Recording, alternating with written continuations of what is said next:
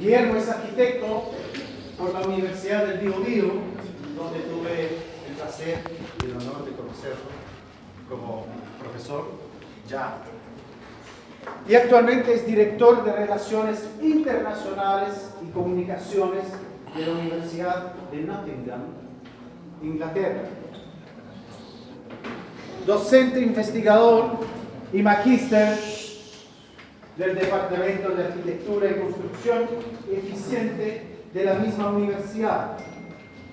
Ha sido director a cargo de equipos multidisciplinarios de proyectos para el Solar Decathlon en Europa y África.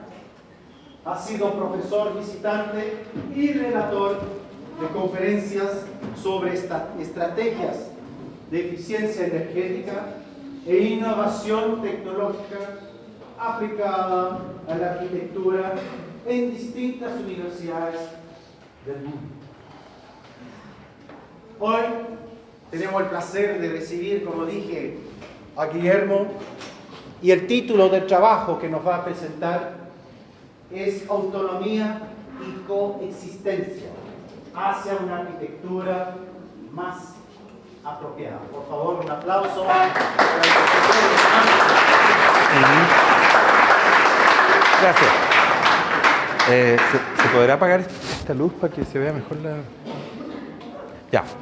Bueno, buenas tardes. Yo tengo mucho honor de estar acá una vez más, porque hemos estado antes y visitando los talleres y encontrándome con viejos amigos, con colegas, con estudiantes, pero la verdad es que lo interesante es que hemos tenido como caminos, o hemos tenido encuentros en este camino para ser arquitectos, y todos en cierta medida estábamos y seguimos estando en este proceso de aprender a ser mejores arquitectos. Entonces el hecho de que yo haya estado en un taller donde yo era ayudante, me acuerdo, y Stefan era alumno, es estrictamente casual, porque hoy en día tenemos, por suerte, el mismo interés, que es enseñar, que es trabajar por hacer una mejor arquitectura. Y veo caras conocidas, veo caras nuevas, y eso es lo interesante de la arquitectura, que uno puede compartir experiencias y esas pueden servir como una forma de edificar las propias experiencias. Y esta presentación de hoy tiene que ver con eso, tiene que ver con contarles una manera de ver que yo he elaborado en los últimos 15 años desde que estoy en Inglaterra, y que no solo se ha consolidado en ese último tiempo. La verdad es que es una visión que tiene 47 años, es una visión que partió cuando uno llega al mundo, que parte cuando uno llega y se termina cuando uno se va. La profesión de arquitecto no empieza formalmente cuando uno le entrega el título, pero uno quiere ser arquitecto, uno puede ser arquitecto mucho antes, y uno debe ser arquitecto para siempre. Y eso significa una responsabilidad y también un privilegio, pero también significa entender otro concepto que mucha gente confunde, que es el diseño o la creación del medio ambiente construido. Y ahí, en ese aspecto me interesaría mostrar esta presentación está llena de imágenes, en el fondo, y son imágenes que invitan a pensar un poco en estas ideas que andan dando vuelta. Yo ahora estoy dirigiendo un curso que tiene que ver con salirse de arquitectura. Es curioso, pero se sale uno de arquitectura cuando no quiere diseñar edificios. Y yo estoy haciendo un curso en que la gente se queda en arquitectura para hacer cualquier cosa menos diseñar edificios. Y hay un montón de campos, un montón de áreas donde uno puede ser un muy buen arquitecto sin estar en ese proceso.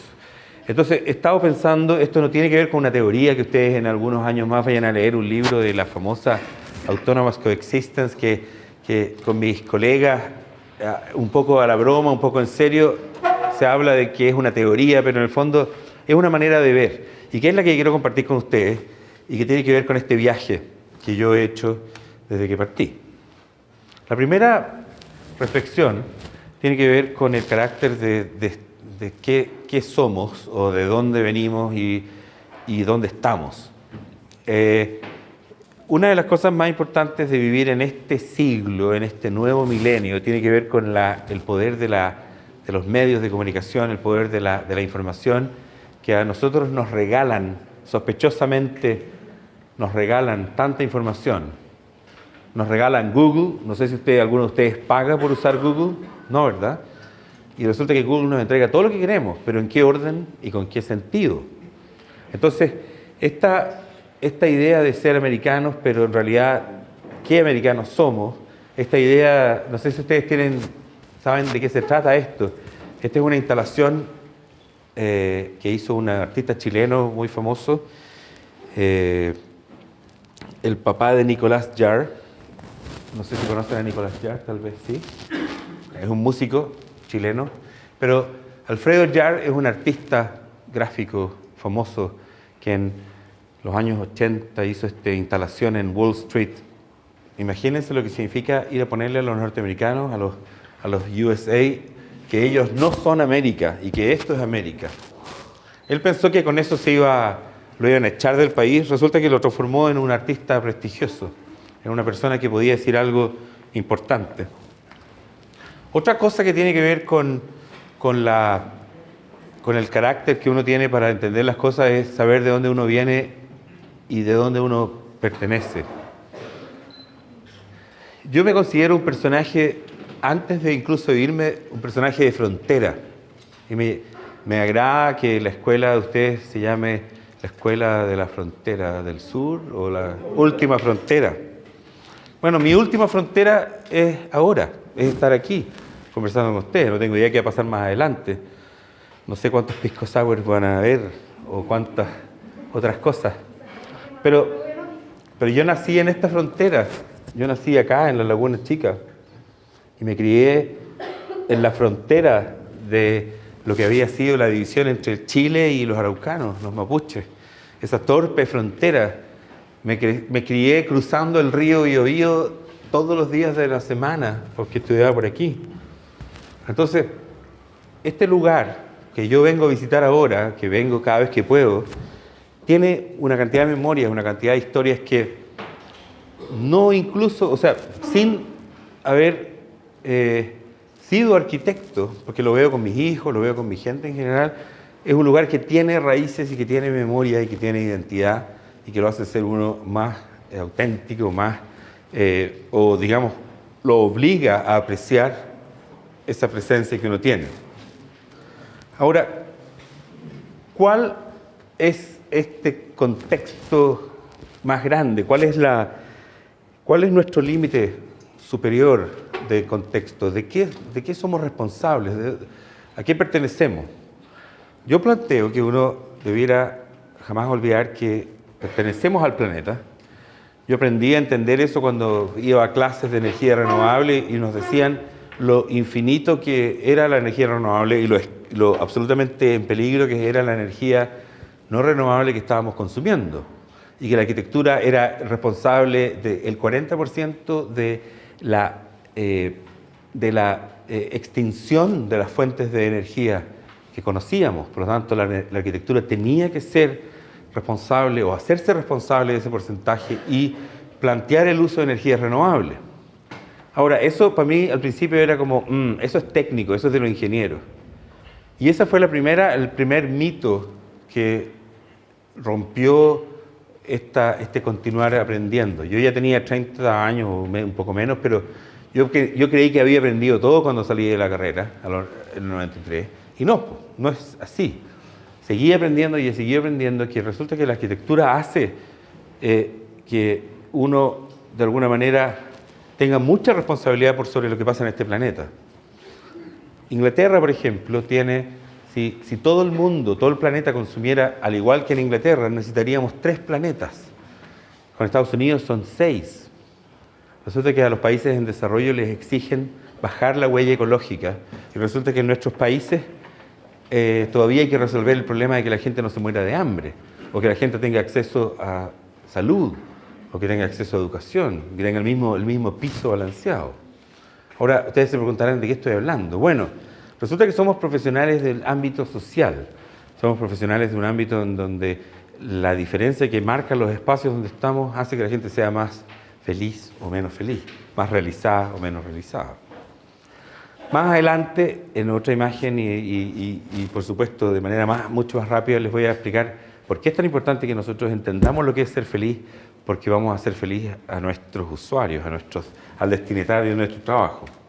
Ahora, la complejidad del ser humano o de nuestro género o de nuestra especie. Esta es una imagen de una placa que se mandó en un satélite, en una sonda espacial que iba a recorrer el universo buscando nuevas civilizaciones. Y esta fue la manera en que los científicos más espectaculares definieron o pudieron definir quiénes éramos. ¿Ah? Acá está la dirección, la posición respecto al Sol, de los planetas y la estructura. Nosotros, hombre, mujer, proporcional al tamaño del elemento que iban a encontrar, medidas y ángulos y nada más. Un aspecto importante de nuestra responsabilidad, que uno perfectamente puede decir, oye, a mí esto no es mi problema, porque yo no contamino, yo no tengo una fábrica, es cuánto nos afecta. Resulta que, no sé si alguna vez ustedes vieron esta película, The Inconvenient Truth, hecha por Hollywood, y por primera vez, después de décadas, 2 o 3 décadas de hablar del calentamiento global, por primera vez se empezó a usar como un tema de moda, entre comillas, para tratarse. Ahora, esto tiene mucho que ver con el rol que tenemos como diseñadores para que estos mensajes sean más accesibles por los usuarios. Uno de los grandes problemas que tiene esto de usar o de cambiar la estrategia de uso de energía es que el usuario final y su apreciación marca mucho. O sea, sabemos que con temas nucleares, de combustibles fósiles y de carbón hay problemas, pero cuando se habla de energía renovable, la gente reclama que en cualquier parte menos en su patio. ¿Ah? Eso pasa mucho en Inglaterra y hay un debate tremendo. Por eso es que ahora en Inglaterra se cosecha la energía del viento en el mar del norte, porque ahí no le molesta a nadie, se supone.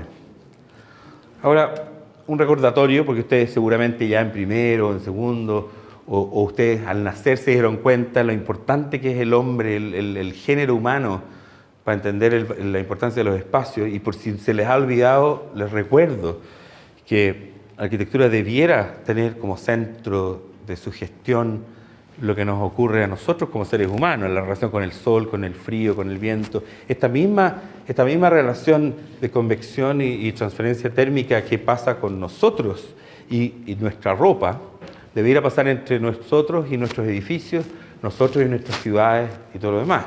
Ahora, eso en el fondo abdica a valorar por qué debiéramos todos estudiar arquitectura bioclimática o saber de arquitectura bioclimática, porque es tan obvio como si... O sea, hoy en día no se habla de arquitectura sustentable, porque es como obvio, es como decir arquitectura que se puede usar. La sustentabilidad en una obra es inherente a su naturaleza. Por lo tanto, una arquitectura que no es sustentable es mala, abiertamente mala, no es arquitectura. Es un edificio bonito, corporativo, con marca y todo lo demás, pero no es arquitectura. La arquitectura radica en el encuentro de estas dos situaciones extremas, que son las utopías que de alguna manera explican la naturaleza humana, la utopía de la completa integración y la autonomía de la completa aislación. Y acá entonces se empieza a entender o explicar esta idea de la coexistencia autónoma. La arquitectura, al estar entre estos dos extremos, debe tener una inteligencia, una obra que es capaz de generar su propia temperatura, su propio confort y al mismo tiempo compartirlo con los demás. Es una obra que tiene ese carácter. En coexistencia, la gente que usa la obra y que se hace rodear por esta especie de belleza se va a perpetuar en estos edificios buenos y en estas obras de calidad. Uno de los principales problemas que tenemos, por supuesto, es la realidad. la realidad de un país que está en vías de desarrollo, que tiene muchas deudas con la sociedad, la realidad de un país que tiene problemas de catástrofes como Chile, por ejemplo, que en las ciudades no duran lo que debieran durar, o las obras se destruyen, y todos estos conflictos nos afectan a todos, por supuesto. Ahora, en el mundo de la arquitectura, en Chile está pasando, o sea, si ustedes van a Manhattan lo van a ver, pero en el mundo de la arquitectura se ve esta cosa, esta competencia de llenar de íconos que entre unos y otros tienen solo la pretensión de competir o de ser mejores, pero no de integrarse. Y más aún está el problema de que este impacto, de que esta intervención coexiste con modos de vivir o con formas de ser que son originales y distintas. En este diálogo, en esta falta de diálogo es donde está nuestro problema. La presión de los inmobiliarios por usar mucho más densidad y la resistencia de esta comunidad de quedar acá porque no tiene dónde ir. Esta es una imagen de China que es muy característica de cualquier país de Latinoamérica, de cualquier país de África, en donde se están dando estas cosas. Aquí mismo yo creo que desde este edificio se puede ver hacia Concepción, en primer plano, una densidad completamente distinta a esta super skyline que está detrás, que se ve además preciosa con el sol de la tarde, pero que es una realidad que no compatibiliza. Y que no tiene que ver con esto de que el arquitecto sea exclusivamente el diseñador de estas cosas, de estas obras finales, y que si tienes suerte que te toque hacerlo, hazlo bien. Pero si no, que la vivienda social más sencilla, pero más fundamental para una familia, sea también una obra de diseño de muy buena calidad. Porque en realidad el problema de la sustentabilidad no tiene que ver con que la obra sea más eficiente energéticamente, solamente, sino que tiene que ver con esta comprensión en el mundo, con esta idea de que vivir protegido no sea un lujo, sino que sea un derecho. Vivir protegido ¿de qué? De la lluvia, del frío, del medio. Y así, por lo tanto, trascender y expandirse. Ahora, hay un gran tema que tiene que ver con la forma en que se presentan estos problemas y cómo interactuamos con ellos.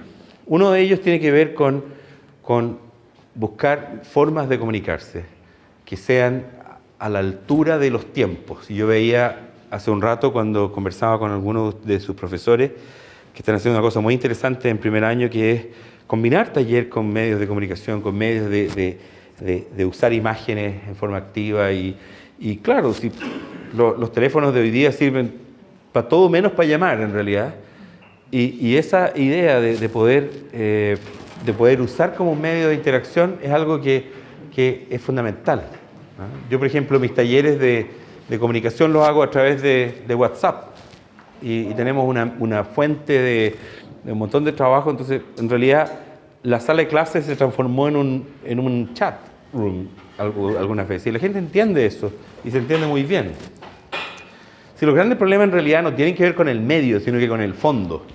Tienen que ver con esto, con creernos que estamos en el tope del sistema, no como parte del sistema. Y por otro lado está el concepto de que en qué momento diseñar o en qué momento el diseño tiene relevancia. Yo descubrí este autor que se llama Rory Hyde, que hizo un libro acerca del futuro de la práctica de la arquitectura, que más adelante les muestro la tapa del libro, en donde se plantea que el diseño no es la finalidad, sino que es la forma de llegar a la solución de todos los problemas. Por lo tanto, la relación con la naturaleza, la cultura, los negocios, la economía, todo tiene que ver con el diseño como una manera de un envolvente.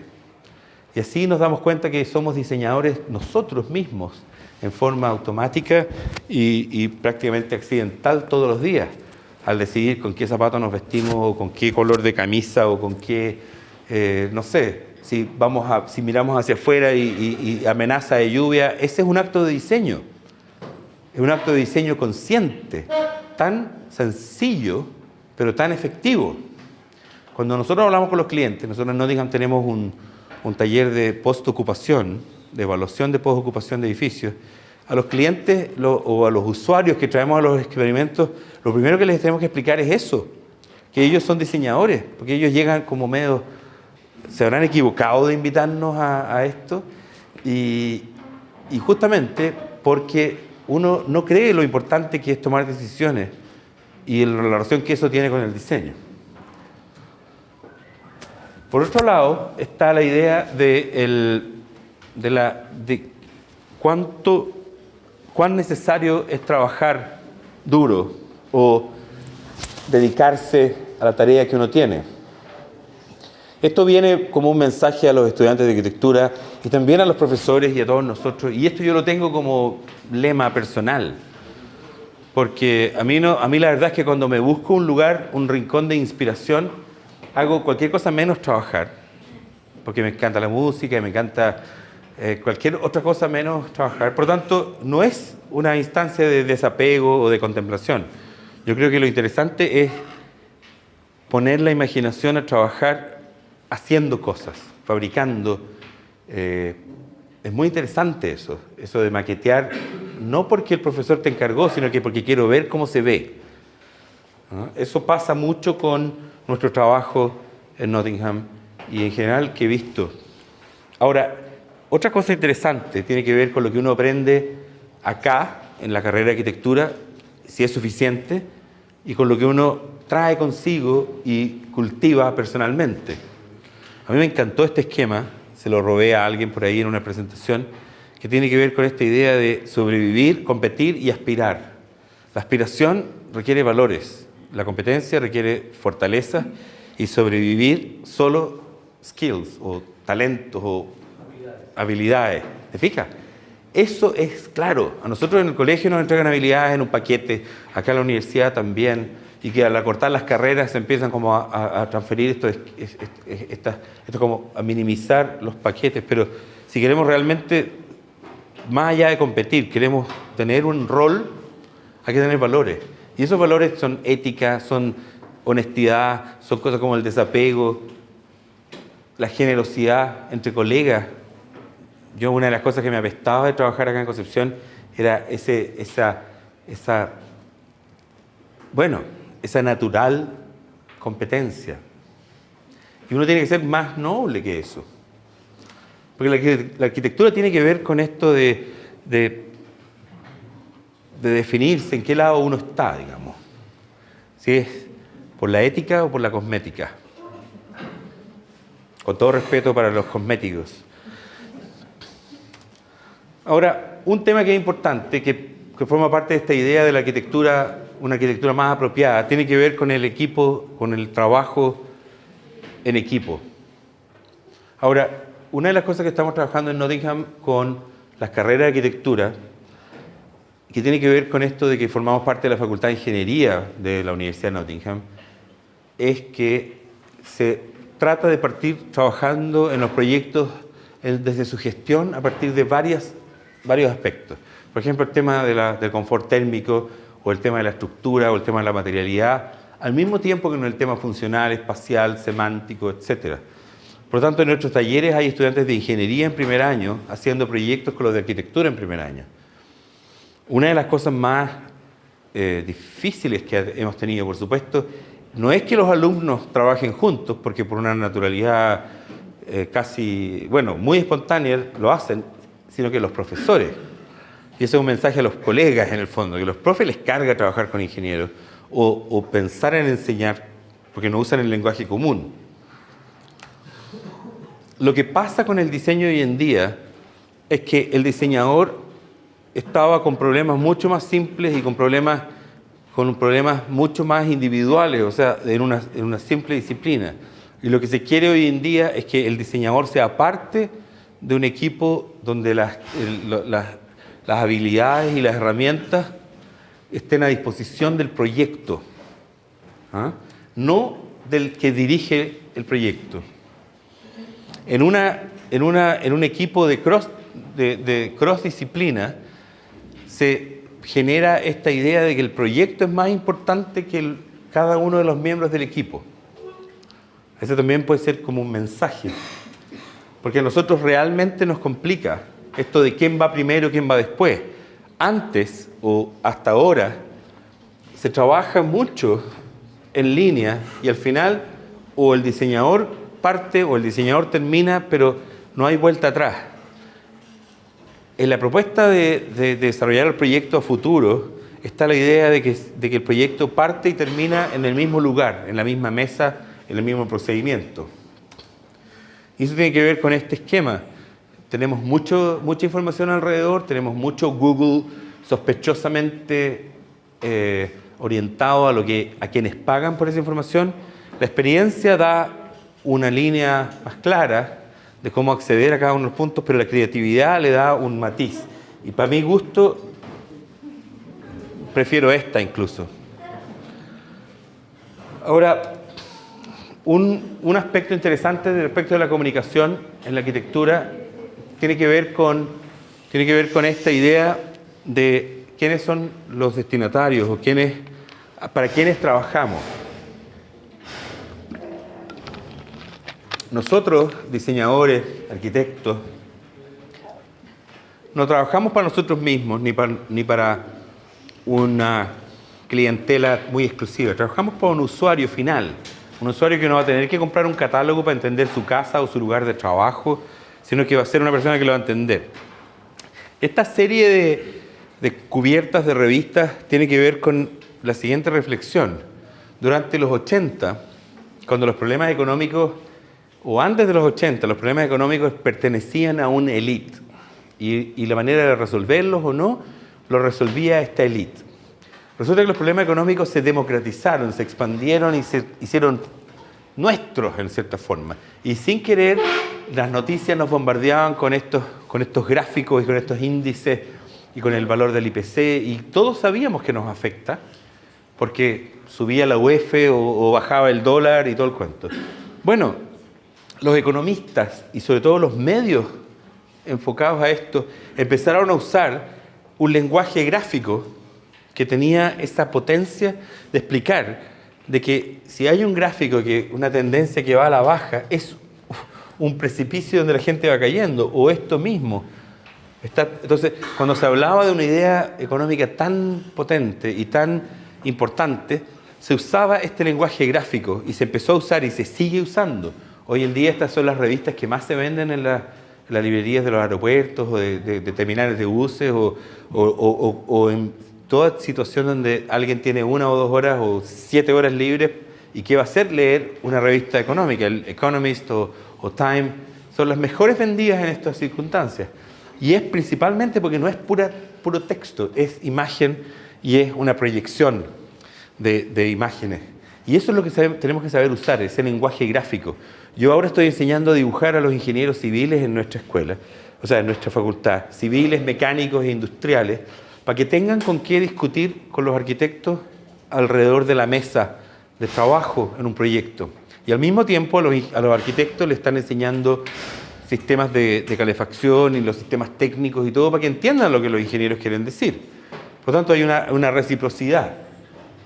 Y eso tiene que ver con aprovecharse de esto, de que nuestro cerebro tiene la capacidad para usar ambos lenguajes, el de las palabras y el de las imágenes. Y de hecho nosotros nacemos con el lado de las imágenes mucho más desarrollado que el lenguaje. O sea, la mamá tiene cara, tiene olor, tiene sensibilidad. La mamá de uno no sabe qué es la mamá, pero es tu mamá. Y el chupete y la leche y las cosas y todo tiene una imagen, un sentido. Y eso a nosotros no se nos olvida. Y no lo usamos en la arquitectura. Los sentidos son más que el raciocinio para entender que esta es una casa más que tiene valor, ¿eh? que tiene estatus. ¿Qué me puede decir si se puede sentir el estatus? No sé, alguien que me lo explique. A lo mejor se siente, pero de una manera muy distinta. Hay cosas que hay que cambiar. Y aquí empiezo a terminar con mi presentación. Hay cosas que tienen que cambiar porque el sistema no está funcionando correctamente. ¿Entienden todo lo que dice esto? No. Ese es el primer problema, no entender lo que dice acá.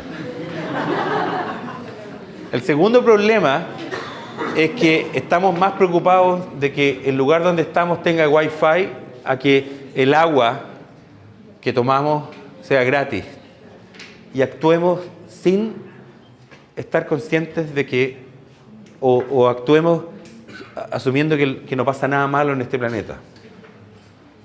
¿Ya?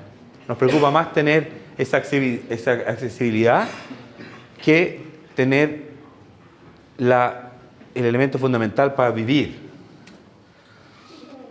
Y tenemos el problema de estos estigmas y de estos conceptos que nos impusieron de una u otra forma y que hay que reflexionar al respecto. Yo no les voy a pedir que dejen de creer en nada, pero piensen en lo que Eduardo Galeano, que en paz descanse, recientemente dijo al respecto de la conquista de los españoles. Y eso sí lo pueden leer, ¿o no?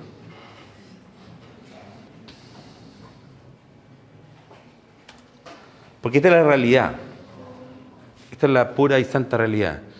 Y a mí creo que tenemos ese problema que resolver. O sea, nosotros como arquitectos de este lado, de esta última frontera, tenemos aún más que hacer. Porque no se trata de emular, de imitar cómo ellos se desarrollaron en el hemisferio norte, sino que hacer nuestra propia forma con esta realidad que hay. Y con esta otra realidad que tiene que ver con la igualdad. Esto habla de cuán afortunados somos nosotros, los que estamos aquí en esta sala hoy en día. Si tenemos plata para venir a estudiar y si tenemos comida en nuestro refrigerador, somos el 8% de este planeta. ¿No? Somos más ricos que el 75% de la gente de este planeta si es que tenemos un techo, si es que tenemos donde dormir. Y esas cosas empiezan como a ser... los medios nos ocultan esa realidad y nos hacen pensar que nosotros estamos hechos para hacer luz, para desarrollar una arquitectura que sea solo y exclusivamente en torno a ese lujo. Hoy en día existe todavía esclavitud. Hoy en día, si ustedes ven, no muy lejos de acá, la gente está esclavizada, no por el trabajo donde trabaja, sino que por el consumo que tiene.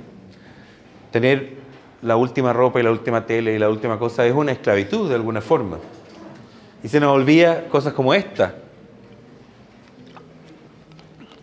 Desgraciadamente nosotros somos prescindibles.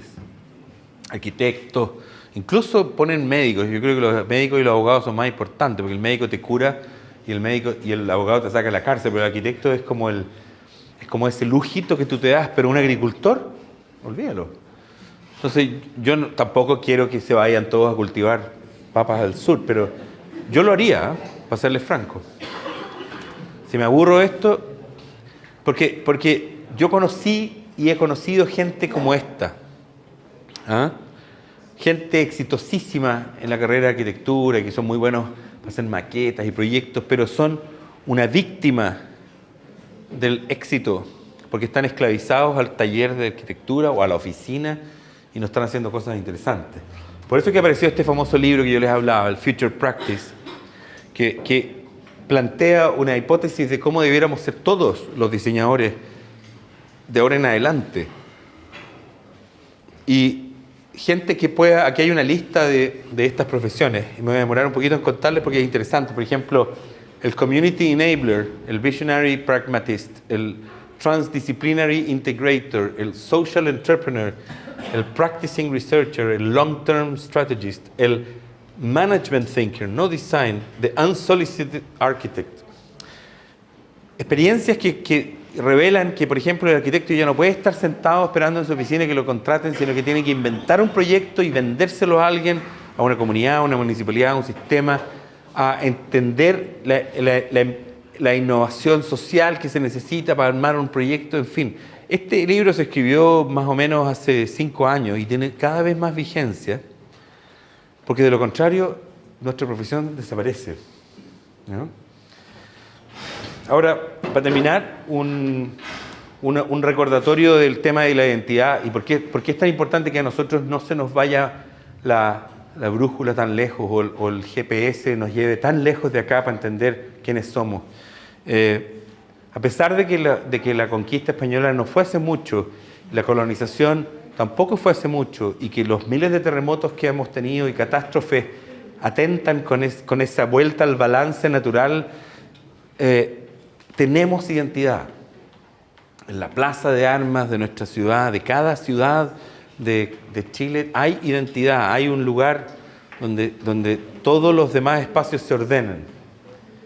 Antes de los españoles había orden y había relación con el territorio, que después de alguna manera se tergiversó, pero que creó ciudad. O sea, la ciudad de Santiago, el plan, dicen que fue todo un tema de accidente, pero vean la relación entre el río Mapocho y esa grilla, es bastante burda, pero aún así tienen ahora la ciudad una de las más desarrolladas y modernas del mundo, o Latinoamérica, no sé, con bien y mal.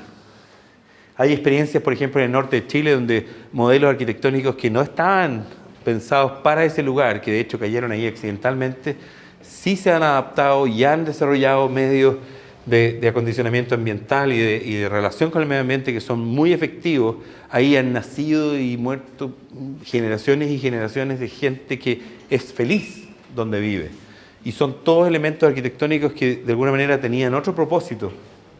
Lo mismo que hacia el sur. La casa de corredores típica española en nuestra región, o más al sur, la extensión de los aleros para las estaciones de trenes. Esos modelos se adaptaron, y se adaptaron con una lógica muy práctica, porque si no se adaptaban, no servían, y si no servían, desaparecían. Eso tiene que ver con el legado de los edificios y el legado de la arquitectura, y cómo tenemos que aprender de ello.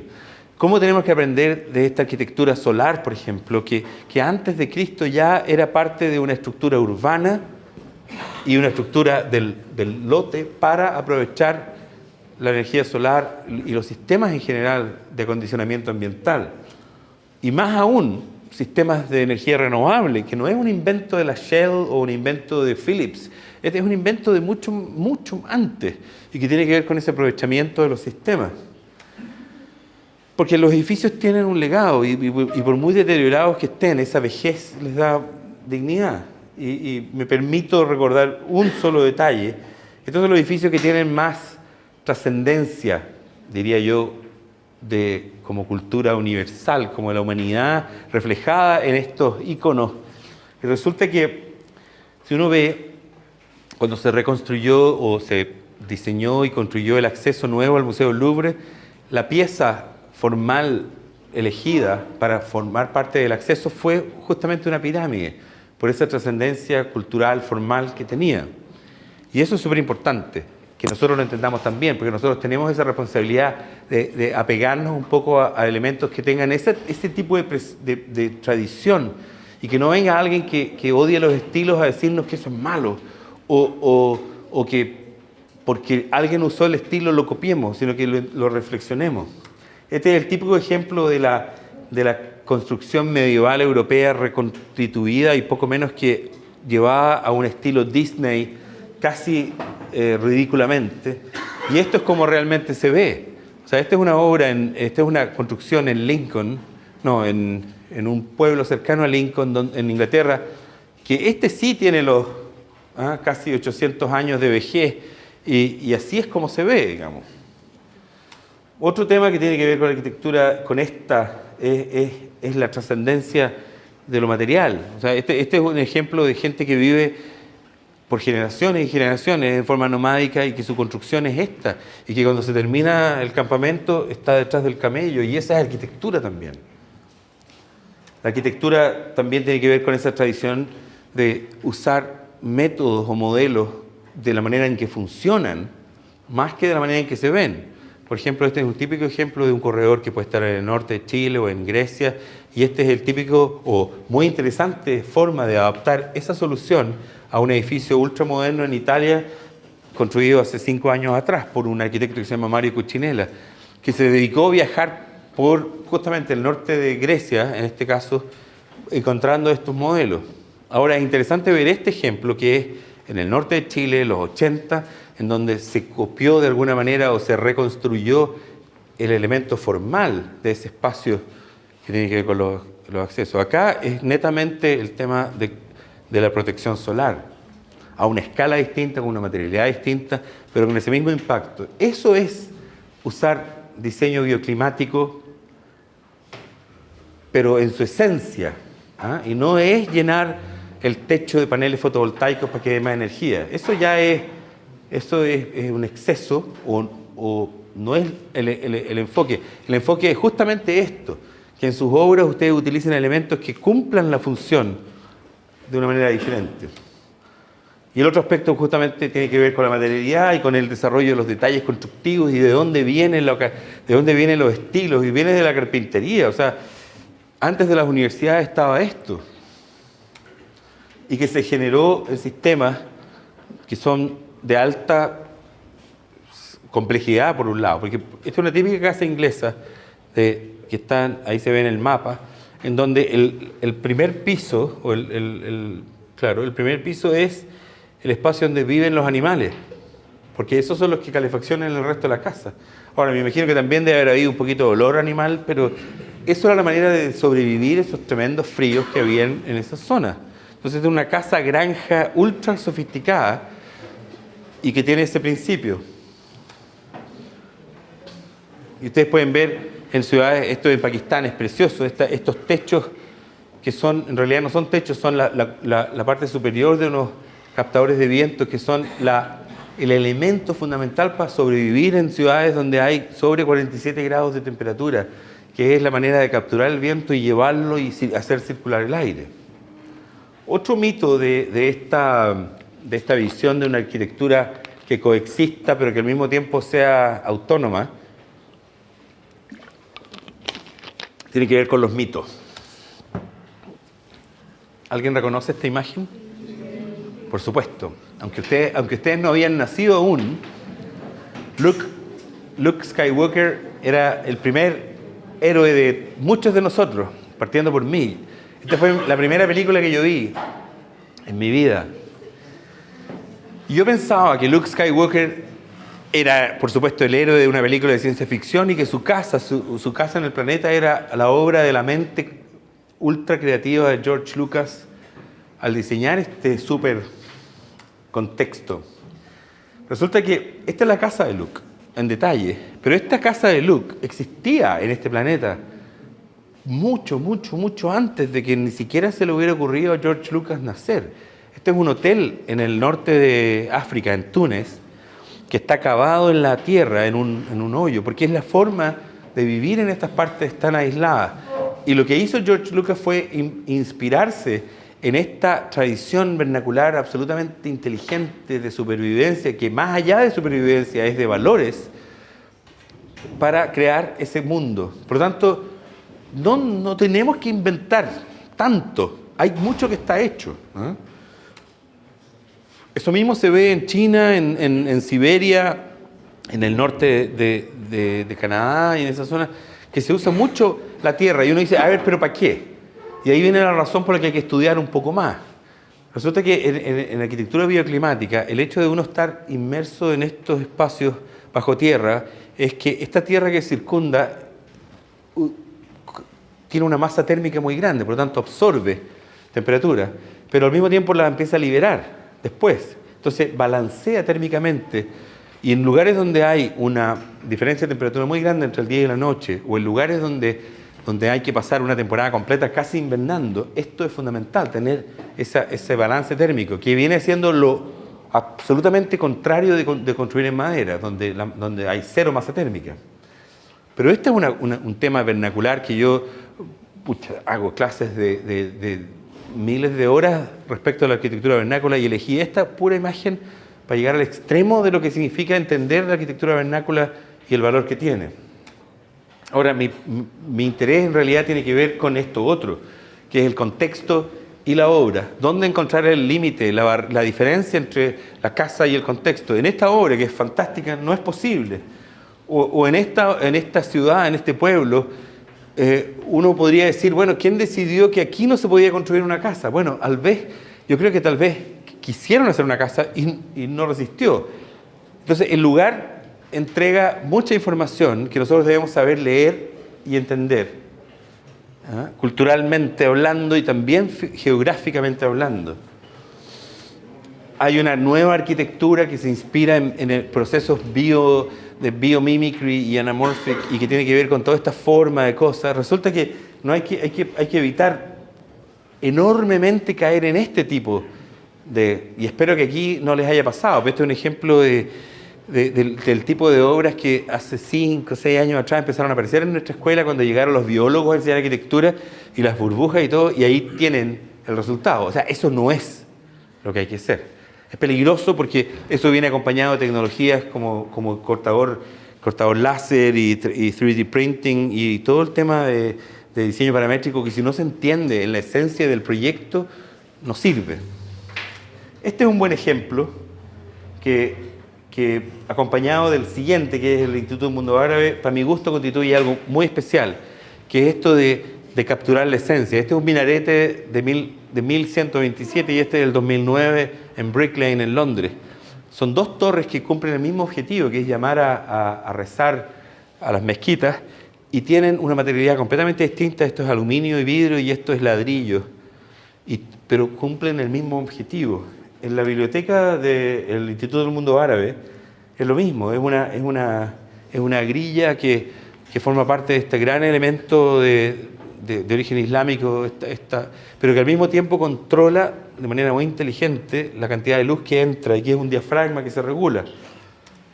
Ahora, aquí hay una reflexión interesante respecto a la tecnología, porque uno puede ser muy fanático de la tecnología. Imagínense que hoy día este Instituto del Mundo Árabe sigue vigente y todo, pero este sistema está completamente apagado porque ni siquiera los árabes de los Emiratos, que son los personajes más ricos del planeta, fueron capaces de poder pagar la mantención de estos sistemas. Porque empezaron a fallar y ya se perdió el sentido, así que ahora están todos fijos en una cierta posición. Por lo tanto, uno tiene que tener cuidado que la tecnología no lo supere a uno en ese aspecto y rescatar lo bello de para qué fueron hechos. O sea, no sé si alguno de ustedes ha tenido la suerte de ir a lugares en el norte de África, en el Medio Oriente o incluso en el sur de España, donde esto se vive, se percibe en temperaturas sobre 40 grados. Uno camina por unos corredores en la Alhambra y hay 20 grados o menos con un viento exquisito que permite estas cosas, estos elementos. Ahora, el último ejemplo tiene que ver con este edificio que es en Nueva Caledonia, un centro cultural diseñado por Renzo Piano, para mi gusto, uno de los mejores edificios que se ha hecho, inspirado íntegramente en esta idea de los aborígenes, incluso de la tecnología que se usó en un proyecto completamente distinto, en un proyecto absolutamente contemporáneo, pero con el enfoque a la tecnología con que se construía, puesto en la obra a una diferente escala. Esta es una obra que tiene que ver con el equipo de trabajo, con ese trabajo multidisciplinario desde un comienzo. Porque este proyecto se gestó a partir de una conversación, de una apuesta que hicieron un ingeniero estructural y un arquitecto. Se desarrolló en función a un desafío que estos dos profesionales invitaron a otros 20 profesionales a integrarse para desarrollar un proyecto así. Y el proyecto siempre estuvo en el centro. A Piano le carga que digan que es su proyecto, porque en este proyecto hay elementos de sociología o de cultura incluso que tienen que ver con las formas que aparecieron, y esos son contribuciones de los antropólogos. ¿Ah? Y todo el tema de las formas y por ejemplo, este tótem que era de la época, se ve claramente reflejado. Entonces, hay una dimensión urbana, hay una dimensión territorial. Yo les invito a que estudien este proyecto, está súper publicado y tiene mucho, pero mucho que ver con esta condición bioclimática de la arquitectura. Yo les decía antes que la arquitectura sustentable es como obvio decirla, es como redundante decir que la arquitectura tiene que ser sustentable, porque en realidad si no es sustentable es mala. Ahora, yo antes de irme de acá, y sigo en realidad, no pudiendo hacer esa buena arquitectura porque uno busca esa sustentabilidad en la obra. Antes era peor. O sea, yo creo que ahora me pongo a revisar las casas que hice antes de irme de Chile, me daría vergüenza. Y de hecho lo he visto, y me da como... Yo creo que es inevitable. Por eso que uno tiene que seguir aprendiendo y uno tiene que seguir buscando esos detalles y cómo funciona el sol y cómo afecta el cambio climático y todo. Ahora sí que para terminar, esta es una obra que a mí me encanta, que es chilena, que está en Santiago, que es espectacular y tiene que ver con algo más importante, bueno, tan importante como el hecho de que es simple. Esta cubierta vertical de plantas que cambia de acuerdo a la estación del año y que su cambio de acuerdo a la estación del año facilita el acceso al sol que estas actividades requieren. Durante el verano esto se llena de hojas y tapa ese sol que sobrecalienta los espacios. Pero en el invierno todas las hojas caen y el sol traspasa y calefacciona naturalmente los espacios. Y la primavera está lleno de flores. Esto tiene que ver con un aspecto muy interesante que es la sencillez. En la fachada apareció este macetero y esta reja y este sistema que logró esta presencia urbana tan buena como edificio. Ahora, ¿qué fue lo interesante de esto para mi gusto también? Tiene que ver con el impacto que tuvo en la corporación, en la compañía que lo encargó. Ahora, esta compañía, que es el Consorcio de Seguros, le fue tan bien con este proyecto que, no sé si se han fijado que aquí mismo en Concepción hay uno igual, pero que no tiene... Pero tuvieron que hacer... Ahora, si ustedes se fijan, el logo cambió desde un cuadrado con un círculo a el edificio mismo. Ahora, este caso lo estudian en el mundo, en toda la escuela de arquitectura. Hay conferencias donde se presenta esto como un caso enigmático en torno a la importancia que tenía esa sustentabilidad de la arquitectura de los 90 en la presencia de la imagen corporativa de una compañía. Y es un súper buen caso. Para terminar, quería compartir con ustedes esta reflexión de un héroe. No sé si lo conocen, a David Lynch. No dejemos que nuestra imaginación se estreche porque nos dicen que estamos más viejos o que tenemos más responsabilidades o que tenemos menos capacidad para hacerlo. Tenemos que ser súper imaginativos porque cada vez en el mundo nos vamos a encontrar con estas oportunidades. Muchas gracias.